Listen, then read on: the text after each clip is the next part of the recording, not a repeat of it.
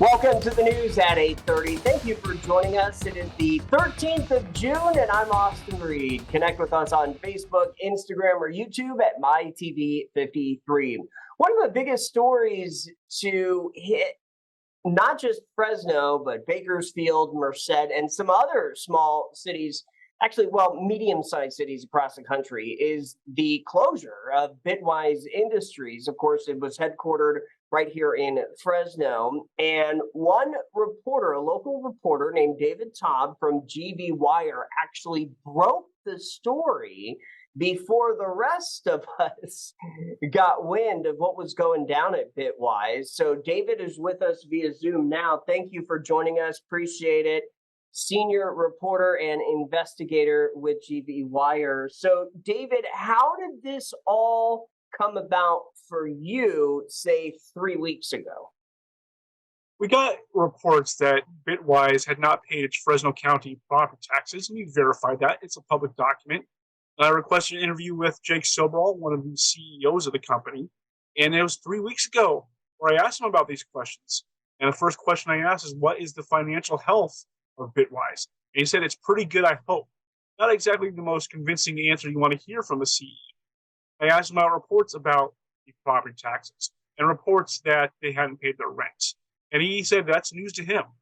And I think a lot of people watching that kind of speculated, especially what happened since then, that maybe Sobral did know.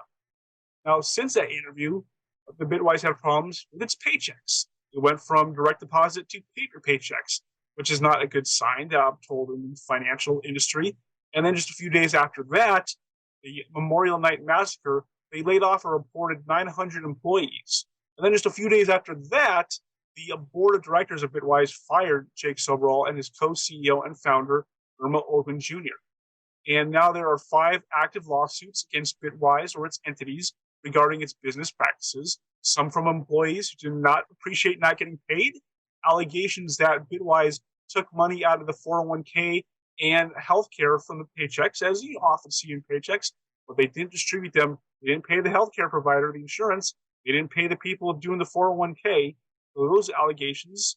And then there's some allegations in other lawsuits that Bitwise committed fraud when they were seeking money for loans. That another lawsuit says that Bitwise breached its contract with a business partner when it purchased a building. So Bitwise right now has a lot of financial problems, a lot of negative press going on. And ever since the firing of the CEOs, which took place June 2nd, the company has been completely silent. Here in our newsroom, Emma, one of our reporters, and myself, we were watching your interview with Jake, literally the day that this whole thing exploded. And he had mentioned to you literally a week before this came out that, well, I could be fired because we've grown so fast. When he said that to you, were you kind of like, interesting? Yeah, it's kind of weird that a CEO would say something like that. It's kind of weird that a CEO would say, our financial health is good, I hope. I think maybe he knew, maybe not. I guess that's just speculation. But everything that's happened since then has just been one steamroll avalanche after another of negative financial news. But, I think a lot of people are having sympathy for the Bitwise employees, the coders, the security guards, the administrators, the people who work for a living, who relied on Bitwise as anybody relies on their paycheck. You work the hours, think you're going to get paid.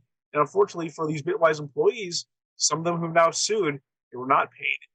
So they want their money back. They may have to get in line. There are a lot of people now wanting their money back from Bitwise. Another lawsuit that was recently filed is those who loaned money for Bitwise. I think the big question is, why now? Why all of a sudden is Bitwise having this money crunch? For Jake Sobral, my reporting, he went to several people in the Fresno area, business leaders, people with money, asking them for a bridge loan, be a short-term, high-interest loan. Now, some of them spoke to us anonymously, shared the information. Now, one lawsuit puts it out in public. Catalyst Communications, a Fresno PR communications firm, loaned Sobral in May, the company Bitwise, $200,000 for a 15% interest rate, 120 days. And they made that because of some promises that Jake Sobral made that's now being called fraud in the lawsuit. Bitwise claimed they had $200 million. That was the company's valuation. Claimed they had $65 million in the bank. And now there be challenges whether that's true or not. Now, in other pitches he made to business leaders, he said that Goldman Sachs was the one who put certain restrictions on money they can spend.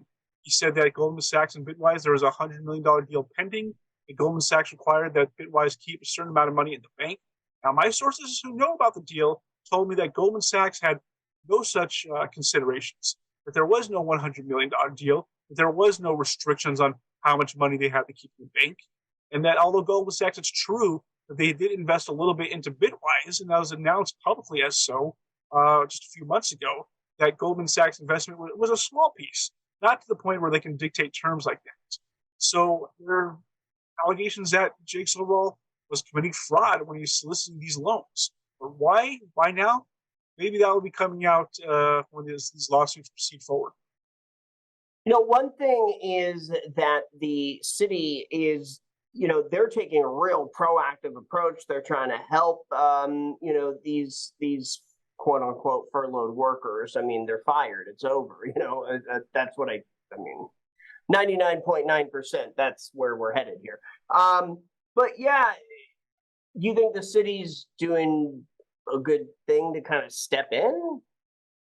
I think so. I mean, the city is holding a job fair this Friday for specifically geared towards Bitwise employees. There'll be 35, maybe 50 tables set up around City Hall to help these Bitwise employees find new employment. Now, the city, at least Fresno, they gave Bitwise last year $1 million grant, Bitwise, to conduct programs to help other small businesses adapt the technology in our post-pandemic world. Now, they gave Bitwise, they transferred over half of that, $500,000. Bitwise so far has accounted for $120,000 of it. The rest of the accounting for the remaining $500,000 is due next month. But the city, I guess you can say in a proactive step, said, we're not going to give you the rest of the $500,000. We're not going to wait. They canceled the contract. So right now, Bitwise still has a couple more weeks to go to account for the remainder of that money. But at least Fresno, compared to other cities that Bitwise is in, Bakersfield, El Paso, Texas, Toledo, Ohio, those city governments or other government entities there, did invest or give incentives for Bitwise to rehabilitate some of those rundown buildings in their cities. So they had a little more skin in the game directly with Bitwise, whereas the city of Fresno government only, through a grant through federal funds. It's still money that they hope to spend elsewhere, but perhaps not so heavily tied to the company going down. We've got about a minute left. Anything else? Anything I missed? Anything that you're working on that you want our viewers to kind of pay attention to? Well, we're continuing at gvwire.com to tell the stories of those who had negative business dealings with Bitwise. We talked to the owner of Mabel's Kitchen. There's a popular restaurant in Fresno. It was a tenant of the Bitwise South Stadium, their first major building in downtown Fresno. And she tells the story of things going sour. We do hear a little bit from the other side. Just because a deal goes sour doesn't mean it's always one party's fault or another, but hear from both sides on that one. But it's kind of indicative. We talk to others anonymously because they feared reprisal. Tell us what's really going on with the Bitwise structure. Those are the stories we're telling here on GV Wire. Of course, we're keeping track of all the lawsuits going on, 5 currently right now, some of them from employees, some of them from business partners. So go to gvwire.com. We have a tab at top where all the Bitwise stories are, and we'll keep reporting what's going on. Investigative reporters are needed now more than ever. We're glad that you're here in the Central Valley. David, thank you for joining us. Appreciate your time. Thank you, Austin. Hello, I'm Austin Reed. Thank you for watching this latest YouTube video. If you haven't done so yet, make sure you subscribe to the MyTV53 YouTube channel and be sure to watch the Valley's only primetime news at 8, weeknights from 8 to 9 p.m. only on MyTV53. You can also catch us anytime on the local B TV app.